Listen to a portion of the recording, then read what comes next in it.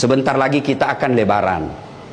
Maka ada sunnah. Kalau dilakukan tinggi pahalanya, kalau tidak dilakukan rendah nilainya meskipun lulus, tapi lulus percobaan.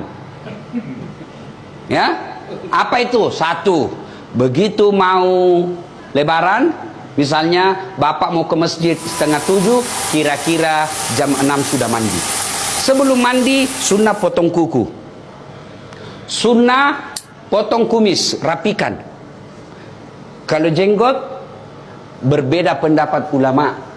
Merapikan, hadisnya itu kan pelihara. Pelihara itu ada dua makna. Kalau dia kotor, cukur. Itu namanya pelihara. Bukan pelihara itu panjangkan saja, tidak.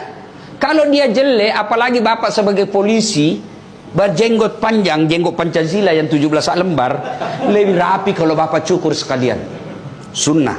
Cukur rambut, potong kuku, sunnah. Sudah itu mandi.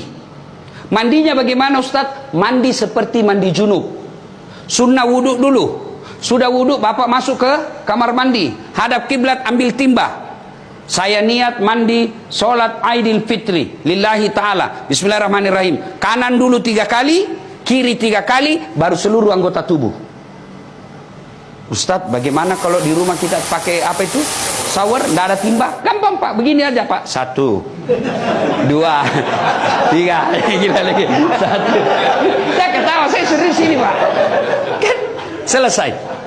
Nah, sunnah sikat gigi, sunnah pakai sabun, semuanya Pak, cuci bersih-bersih, termasuk alenya beliau yang mulia, bersihkan itu Pak. Sudah, terakhir basuh kaki. Kalau bapak tidak kencing lagi setelah basuh kaki, bapak tidak usah wudhu, sudah itu gantinya.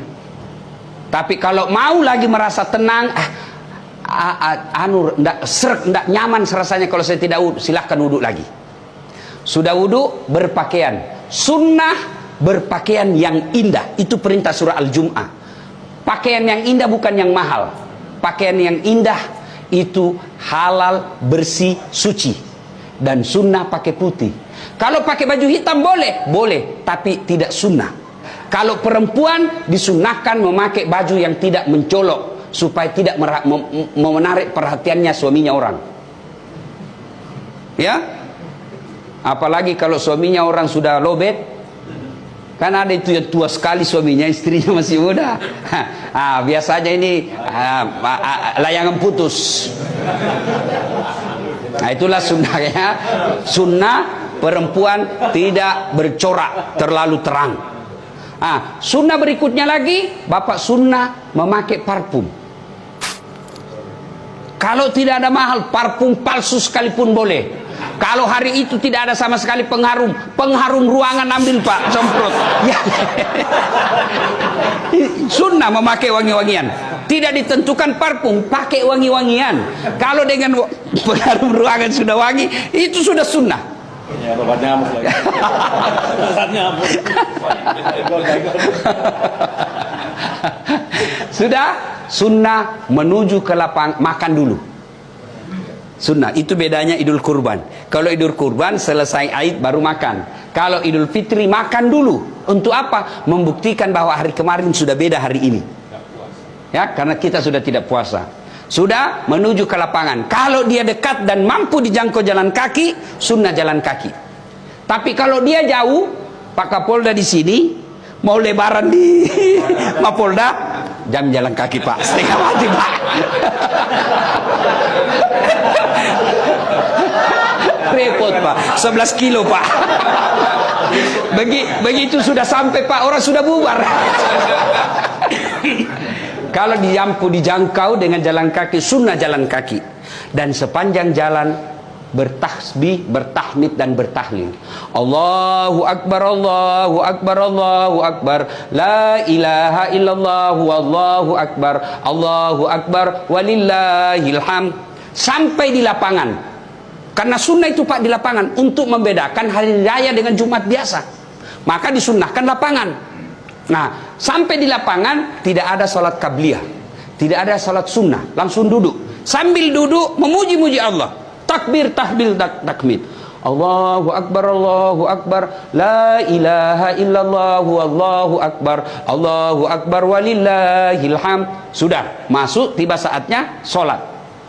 Sholat Idul Fitri, niatnya tidak usah bapak hafal. Begitu bapak tinggalkan rumah, sudah ada pasti dalam hati, saya mau sholat Idul Fitri. Itulah niat, tidak mesti dilafazkan. Kalau bapak mau ambil cara praktis, bilang saja begini, Tuhan, sholat sunnah Idul Fitri ya. Allahu Akbar. Boleh. Sudah takbiratul ihram, Allahu Akbar, belum dihitung. Baru baca subhanallah walhamdulillah wala ilaha illallah wallahu akbar. Allahu Akbar sampai 7 kali. Nah, sudah baca seterusnya seperti sholat. Kalau tidak hafal itu, diam saja, ikuti imam. Selesai.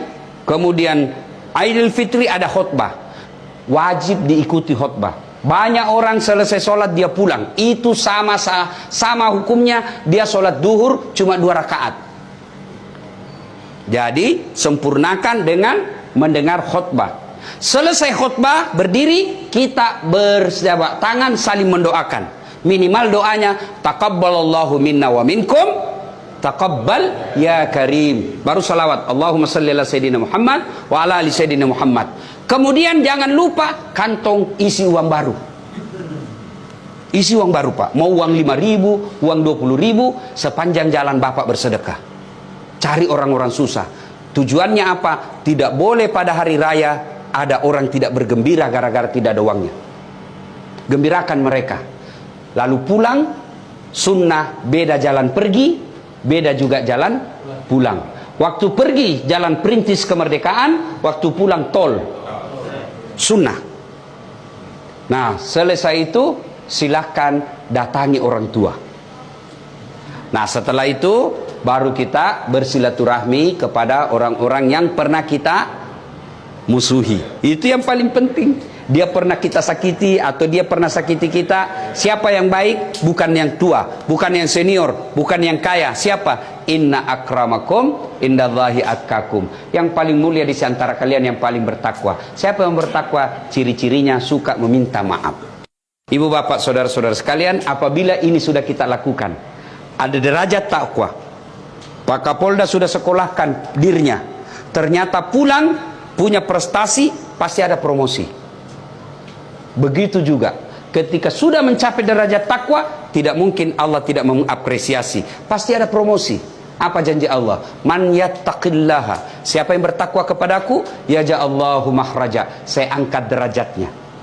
2, ku ampuni segala dosa-dosanya. 3, aku bukakan pintu rezeki dari jalan yang dia tidak sangka-sangka. Demikian, lebih dan kurangnya mohon dimaafkan. Assalamualaikum warahmatullahi wabarakatuh.